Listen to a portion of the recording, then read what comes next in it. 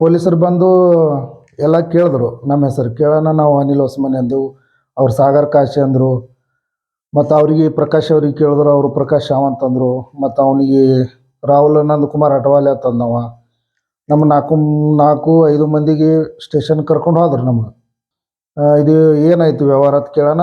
ನಾ ಅಂದ, ಅವಿನಾಶ್ ಹಿರೇಮಠ ಅವರು ಹಿಂಗೆ ಹೊಲ ತೋರಿಸಿದ್ರು ಸಾಗರ್ಗೆ. ನೋಡಿ ಬಂದಿವ್ರು ಸರ, ಹಿಂಗೆ ಅಲ್ಲಿ ಹೋಗಿ ಚೆಕ್ ಮಾಡಿಸಿದ್ರು. ಲೋನ್ ಅದಾವತ್ತ, ಲೋನು ಇಲ್ಲ. ಮತ್ತು ನಮ್ಗೆ Aadhaar card, PAN card, bank passbook ಮತ್ತು ರೇಷನ್ ಕಾರ್ಡ ಎಲ್ಲ ಕೊಟ್ರು ಸರ. ಮತ್ತೆಲ್ಲ ಚೆಕ್ ಮಾಡಿ ನೋಡ ರಾಹುಲ್ ನಂದಕುಮಾರ್ ಅಟವಾಲೆ ಇತ್ತು. ಫೋಟೋನು ಅವ್ರದ್ದೇ ಇತ್ತು ರೀ ಮೇಲೆ. ಎಲ್ಲ ಒರಿಜಿನಲ್ ಕೊಟ್ಟರು ನಮ್ಮ ಕೈಯಾಗ ಅವರು. ಕೊಟ್ಟ ಬಳಿಕ ಮತ್ತೆಲ್ಲ ನೋಡಿ ಕರೆಕ್ಟ್ ಅದ ಹೇಳಿ ನಾವು ಬಂದು ಮಾತುಕತೆ ಮುಗಿಸಿ ಮತ್ತು ಸಬ್ ರಿಜಿಸ್ಟ್ರ್ ಆಫೀಸ್ಗೆ ಬಂದೆವು. ಮತ್ತು ನೀವು ಸ್ಟೇಷನ್ ಕರ್ಕೊಂಬರೋಣ ಗೊತ್ತಾಯ್ತು ಸರ, ಇವ್ರು ನಮ್ಮ 3 ಮಂದಿ ಕೂಡಿ ಮೋಸ ಮಾಡ್ರಿ ಅಂತೇಳಿ. ರವಿಕುಮಾರ್ ಬಿ ಕಾಸೆ ಸಾರಥ್ಯದಲ್ಲಿ ನಮ್ಮ ದೂತ.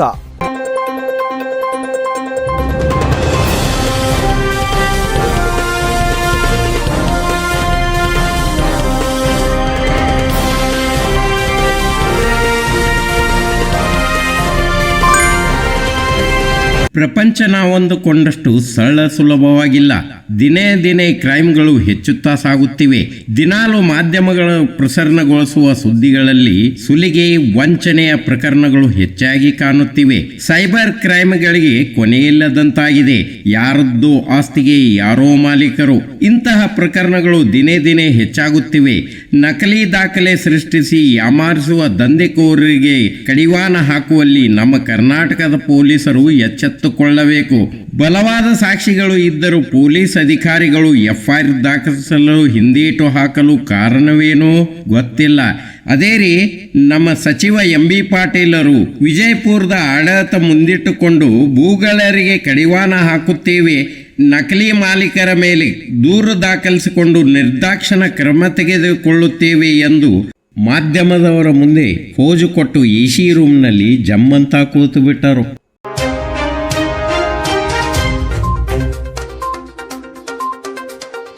ನಮ್ಮ ದೂತ ಸುದ್ದಿವಾಹಿನಿಯ ಕಾರ್ಯಾಚರಣೆ. ಭೂ ಮಾಲೀಕರೇ ಎಚ್ಚರ, ಯಾಮಾರಿದರೆ ಆಸ್ತಿಗೋತ. ನಕಲಿ ದಾಖಲೆಗಳು ಸೃಷ್ಟಿ ಮಾಡಿ ಹೊಲಗದ್ದೆಗಳು ಮಾರಾಟ ಮಾಡುವ ಗ್ಯಾಂಗ್ ಇದು ವಿಜಯಪುರದಲ್ಲಿದೆ. ಈ ತಂಡಕ್ಕೆ ಅವಿನಾಶ್ ಹಿರೇಮಠನೇ ಮುಖ್ಯಸ್ಥ. ಸ್ಟ್ಯಾಂಪ್ ವೆಂಡರ್ ದತ್ತು ಶಿವಶರ್ಣ, ಪ್ರಕಾಶ್ ಸಾವಂತ ಸಹಚರರಾದರೆ ನಕಲಿ ಭೂ ಮಾಲೀಕನಾದ ಗುರುಪಾದಪ್ಪ ಮಾಳಿ ರೆಡ್ ಹ್ಯಾಂಡ್ ಆಗಿ ಸಿಕ್ಕಿಬಿದ್ದ ತಂಡದ ಮೇಲೆ ಕೇಸು ದಾಖಲಿಸದ ಸಬ್ ರಿಜಿಸ್ಟರ್ ಠಾಣೆಗೆ ಕರೆದೊಯ್ದು ಹಾಗೇ ಬಿಟ್ಟ ವಿಜಯಪುರದ ಆದರ್ಶ ನಗರ ಪೊಲೀಸರು. ಅಚ್ಚರಿ ಎಂದರೆ ಸಚಿವ MB ಪಾಟೀಲರ ಜೊತೆ ಫೋಟೋ ಒಂದರಲ್ಲಿ ಕಾಣಿಸಿಕೊಂಡ ಈ ಗ್ಯಾಂಗ್ನ ಮುಖ್ಯಸ್ಥ ಅವಿನಾಶ್ ಹಿರೇಮಠ್. ಕಂಪ್ಲೀಟ್ ಡೀಟೇಲ್ಸ್ ತಪ್ಪದೇ ವೀಕ್ಷಿಸಿರಿ ನಮ್ಮ ದೂತ ಸುದ್ದಿವಾಹಿನಿಯಲ್ಲಿ. ಕೆಲವೊಂದು ವ್ಯಕ್ತಿಗಳು, ಕೆಲವೊಂದು ಗ್ಯಾಂಗ್ಗಳು ವಿಜಯಪುರ ನಗರ ಮತ್ತು ಸುತ್ತಮುತ್ತಲ ಗ್ರಾಮಗಳ ಒಂದು ಆಸ್ತಿಗಳನ್ನ ಏನು ಭೂ ಮಾಲೀಕರ ಹೆಸರಲ್ಲೇ ಸಬ್ ರಿಜಿಸ್ಟರ್ ಆಫೀಸ್ನಲ್ಲಿ ಕೂತ್ಕೊಂಡು ತಾವೇ ಭೂ ಮಾಲೀಕರು ಅಂತ ಹೇಳಿಕೊಂಡು ಆ ಜೊತೆಗೆ ಕೊಟ್ಟು ಆಧಾರು, ಪ್ಯಾನ್ ಕಾರ್ಡ್ಗಳನ್ನ ಕೊಟ್ಟು ಆಸ್ತಿಗಳನ್ನ ಖರೀದಿ ಮಾಡಿ ಬೇರೆಯವರಿಗೆ ಮಾರಾಟ ಮಾಡುವಂಥದ್ದು, ಮಲ್ಟಿಪಲ್ ಆಗಿ ಮತ್ತೆ ಅದಕ್ಕೆ ಕಾನೂನಾತ್ಮಕವಾದಂಥದ್ದನ್ನು ಸೃಷ್ಟಿ ಮಾಡುವಂಥದ್ದು ಒಂದು ವಿಚಾರ ಇವತ್ತು ದಿವಸ ನಮ್ಮ ಜಿಲ್ಲೆಯಲ್ಲೂ ನಡೆದಿದೆ. ಮತ್ತು ನನ್ನ ತಿಳಿದ ಪ್ರಕಾರ ಬೇರೆ ಜಿಲ್ಲೆಗಳಲ್ಲೂ ಕೂಡ ಇವತ್ತು ದಿವಸ ನಡೀತದೆ, ಬೆಂಗಳೂರು ಒಳಗೊಂಡು. ಇಂಥದ್ದೇ ಮತ್ತೊಂದು ಪ್ರಕರಣ ವಿಜಯಪುರದಲ್ಲಿ ನಡೆದು ಹೋಯಿತು. ಈ ಕುರಿತು ನಮ್ಮ ದೂತ ಸುದ್ದಿವಾಹಿನಿಯಲ್ಲಿ ಪ್ರಸರಣವಾದರೂ ಎಚ್ಚೆತ್ತುಕೊಳ್ಳದ ಜಿಲ್ಲಾಡಳಿತ, ಆದರ್ಶ ನಗರದ ಪೊಲೀಸರು ರಾಜಿ ಸಂಧಾನಕ್ಕೆ ಮುಂದಾಗಿ ಕೇಸು ದಾಖಲಿಸಲಿಲ್ಲ. ಮುಂದಿನದು ನೀವೇ ನೋಡಿ. ನಾನು ಅನಿಲ್ ಮಳಸಿ ಹೊಸಮನಿ, ಇಂಡಿ ತಾಲೂಕು, ವಿಜಯಪುರ ಜಿಲ್ಲಾ, ಕೊಟ್ನಾಳ ಗ್ರಾಮ ನಮ್ಮದು. ಸುಮಾರು 10-12 ವರ್ಷದಿಂದ ನನಗೆ ಸಾಗರ್ ಸದಾಶಿವ ಅಂತೇಳಿ ಫ್ರೆಂಡ್ ಅವ್ರ ಪರಿಚಯ. ನಾನು ಅವರು 10-12 ವರ್ಷದ ಪರಿಚಯ. ಅವಿನಾಶ್ ಹಿರೇಮಠನು ಸುಮಾರು 10-12 ವರ್ಷದಿಂದ ಅವರು ನನಗೆ ಪರಿಚಯ. ಅವಿನಾಶ್ ಹಿರೇಮಠ ಅವರು ಸಾಗರ ಕಾಶಿ ಅವ್ರಿಗೆ ಜಮೀನು ಐತೆ ಅಂತ ಹೇಳಿದರು. ಹೇಳೋಣ ಅವತ್ತು ಬಂದು ಸಾಗರ್ ಅವ್ರು ಬಂದು ನನ್ನ ಮುಂದೆ ಹೇಳಿದ್ರು, ಹೀಗೆ ಹೇಳತ್ತಾರ ಅನಿಲ್ ಅವರ, ಮತ್ತು ಹೆಂಗೆ ಮಾಡೋಣ್ರಿ ನಾನು. ಆಯ್ತು, ನನ್ನ ಪರಿಚಯನೇ ಅದನವ, ನೋಡಿ ಬರೋಣ ನೋಡ್ರಿ ಅಂತಂದ. ನಾನು ಪ್ರಕಾಶ್ ಸಾವಂತನವ್ರದ್ದು ನಂಬರ್ ಕೊಟ್ಟರು ಅವರು, ಅವಿನಾಶ್ ಹಿರೇಮಠ. ತಿಕ್ಕೋಟಕ್ಕೆ ಬರ್ರಿ, ನಿಮ್ಗೆ ಜಮೀನು ತೋರಿಸ್ತೀನಿ ಅನ್ನೋಣ. ನಾನು ಸಾಗರ ಮತ್ತು ಮಾರುತಿ ಅನ್ನೋರು ಹೋಗಿ ಜಮೀನು ನೋಡ್ಕೊಂಡು ಬಂದೆವು. ತಿಕ್ಕೋಟಕ್ಕೆ ಹೋಗಿ ಜಮೀನು ನೋಡ್ಕೊಂಡು ಬಂದೆವು. ಯಾವುದೋ ಒಂದು ಸುಡುಗಾಡು ಇತ್ತು ಅಲ್ಲಿ. ತೋರಿಸಿದ್ರು, ಇಲ್ಲೇ ಇಲ್ಲಿಂದ 14 ಎಕರೆ ಇವ್ರ ಹೊಲ ಐತಿ ರಾಹುಲ್ ನಂದಕುಮಾರ್ ಅಟವಾಲೆ ಅವ್ರದ್ದು ಅಂಥೇಳಿ ಬಂದರು. ಬಂದು ನೋಡಿಕೊಂಡು ಬಿಜಾಪುರಕ್ಕೆ ಬಂದೆವು. ಬಂದು ಮಾತುಕತೆ ಮುಗಿಸಿದ್ರು. ಟೋಟಲ 31 ಲಕ್ಷ ರೂಪಾಯಿಗೆ ವ್ಯವಹಾರ ಮುಗೀತು.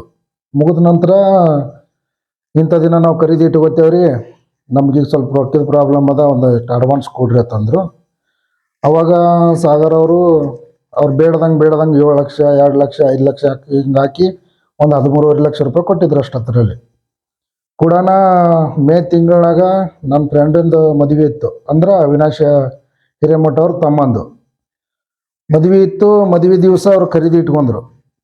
ಖರೀದಿ ಇಟ್ಕೊಳ್ಳೋಣ ಮತ್ತು ಇವರು ಸಾಗರ್ ಅವ್ರಂದ್ರು ನೋಡ್ರಿ ಸಬ್ ರಿಜಿಸ್ಟ್ರಿಗೆ ಬಾ ಅಂದರು ಅವರು, ಪ್ರಕಾಶ್ ಸಾವಂತ್ ಅವರು ಅಂತೇಳಿ ಅವಿನಾಶ್ ಅವರು ಹೇಳ್ಯಾರ, ಹೋಗಿ ಖರೀದಿ ಮಾಡ್ಕೊಂಬರೋನು ಅನ್ನೋಣ. ನಾವು ಹೋಗೋಣ ಅಲ್ಲಿ ಸಬ್ ರಿಜಿಸ್ಟ್ರ್ನಾಗ ಹೋದೆವು. ದತ್ತು ಶಿವಶರಣನವ್ರ ಆಫೀಸ್ ಕರ್ಕೊಂಡು ಹೋದ್ರು. ನಮ್ಗೆ ಕರ್ಕೊಂಡು ಹೋಗೋಣ, ಅಲ್ಲಿ ನಮ್ಮ ಪೇಪರ್ಸ್ಗಳೆಲ್ಲ ತೊಗೊಂಡ್ರು ಅವ್ರದ್ದು. ನಮ್ಮದು ಆಧಾರ್ ಕಾರ್ಡ ಸಿಗ್ನೇಚರ್ ತೊಗೊಂಡ್ರು ಅಲ್ಲೇ ದತ್ತು ಆಫೀಸ್ನಾಗ ಕುಂದಿರಿಸಿ. ಆಮೇಲೆ ಹೋಗಿ ಮ್ಯಾಗ ತಮ್ಮ ಇಂಪ್ರೆಷನ್ ಮಾಡೋದು ಬರೀ ಅದು ಮ್ಯಾಗ ಕರ್ಕೊಂಡು ಹೋದ್ರು. ಹೋದೇವಿ ಮ್ಯಾಗ. ಹೋಗೋಣ ಒಂದು 5 ನಿಮಿಷ ಅಲ್ಲಿ ಪಾಳೆ ಇತ್ತು. ಪಾಳೆ ಇರೋಣ 5 ನಿಮಿಷ ಕೂತೀವಿ. 5 ನಿಮಿಷ ಕುಂದ್ರದ್ರಾಗ ಪೊಲೀಸರು ಬಂದರು. ಪೊಲೀಸರು ಬಂದು ಎಲ್ಲ ಕೇಳಿದ್ರು, ನಮ್ಮ ಹೆಸರು ಕೇಳೋಣ. ನಾವು ಅನಿಲ್ ಹೊಸಮನಿ ಅಂದೆವು. ಅವ್ರು ಸಾಗರ್ ಕಾಶಿ ಅಂದರು. ಮತ್ತು ಅವ್ರಿಗೆ ಪ್ರಕಾಶ್ ಅವ್ರಿಗೆ ಕೇಳಿದ್ರು, ಅವರು ಪ್ರಕಾಶ್ ಸಾವಂತ್ ಅಂದರು. ಮತ್ತು ಅವನಿಗೆ ರಾಹುಲ್ ನಂದಕುಮಾರ್ ಅಟವಾಲೆ ಅಂತಂದವ. ನಮ್ಮ 4-5 ಮಂದಿಗೆ ಸ್ಟೇಷನ್ ಕರ್ಕೊಂಡು ಹೋದ್ರು. ನಮ್ಗೆ ಬಿಜಾಪುರದು ಆದರ್ಶ ನಗರ ಪೊಲೀಸ್ ಸ್ಟೇಷನ್ಗೆ ಕರ್ಕೊಂಡು ಹೋದ ಬಳಿಕ ಅಲ್ಲಿ ಹೋಗೋಣ ಕೇಳಿದ್ರು ನಮ್ಮ ಹೆಸರು. ನಮ್ಮ ಹೆಸರು ಅನಿಲ್ ಹೊಸಮನಿ ಅದ್ರಿ. ಮತ್ತು ನನ್ನ ಫ್ರೆಂಡು ಕೇಳಿದ್ರು ಸಾಗರ್ ಕಾಶಿ ಅಂದರು. ಇವ್ರು ಹೆಂಗೆ ಪರಿಚಯ? ಇಲ್ಲಿ ನಮ್ಮ ಭಾಳ ದಿವ್ಸಿನ ಪರಿಚಯ ಅದಾರ ರೀ ಇವರು. ನಮ್ಮಿಬ್ಬರು ಬಿಟ್ಟು ಆಮ್ಯಾಗ ಇವ್ರಿಗೆ ಕೇಳಿದ್ರು ಪ್ರಕಾಶ್ ಸಾವಂತ್ಗೆ. ನನ್ನ ಹೆಸರು ಪ್ರಕಾಶ್ ಸಾವಂತ್ ರೀ. ಊರು ಯಾವ್ದು ಕೇಳೋಣ? ಬಾಬಾನಗರ ಹೇಳಿದ್ರು. ಆಮ್ಯಾಗ ಅವ ರಾಹುಲ್ ನಂದಕುಮಾರ್ ಅಟವಾಲೆ ಕೇಳೋಣ. ನನ್ನ ಹೆಸರು ರಾಹುಲ್ ನಂದಕುಮಾರ್ ಅಟವಾಲೆ ಅಂತ ಹೇಳೋಣ. ಊರು ಕೇಳೋಣ, ತಿಗಣಿಬಿದ್ರಿ ಹೇಳಿದ್ರಿ. ತಿಕೋಟ ಹೇಳ್ದ. ತಿಕೋಟಕ್ಕೆ ಹೇಳೋಣ, ಇದು ಏನಾಯ್ತು ವ್ಯವಹಾರ ಅಂತ ಕೇಳೋಣ.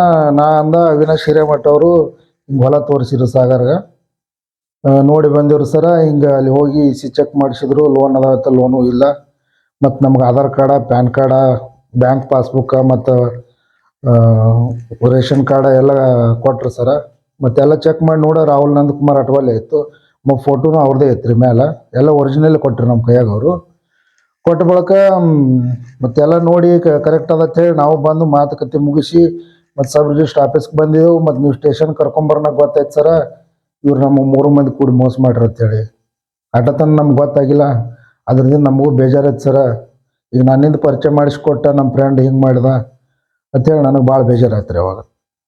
ಬೇಜಾರಾದ ಬಳಿಕ ಮತ್ತು ಅಷ್ಟು ಸಾಹೇಬರಿಗೆ ರಿಕ್ವೆಸ್ಟ್ ಮಾಡ್ಕೊಂಡೆವು, ಸರ ನಮ್ಮದರೆ ಹಿಂಗಾಗಿ ಮೋಸ ಹೋಗಿದ್ದೆವು ಮತ್ತು 13.5 ಲಕ್ಷ ರೂಪಾಯಿ ತೊಗೊಂಡಾರ ಅವರು, ನಮ್ಮ ರೊಕ್ಕ ರಿಸೀವ್ ಕೊಡ್ರಿ ಅಂತ.